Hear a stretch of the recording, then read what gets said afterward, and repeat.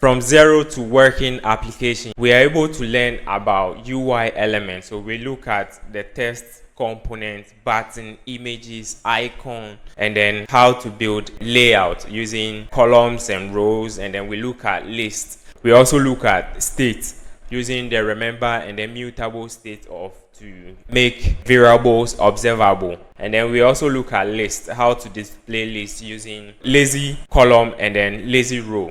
And then we look at navigation, very advanced form of navigation, which is navigation 3, the latest one. Throughout this playlist, we've built a lot of projects, about 4 of projects. So we start from scratch, build a beginner project, just a simple UI, to where we build a full application that allows you to create a tags, update the tags, read and display, and also delete the tags. So this is what we've covered. If this actually helps you understand Compose better, subscribe to the channel.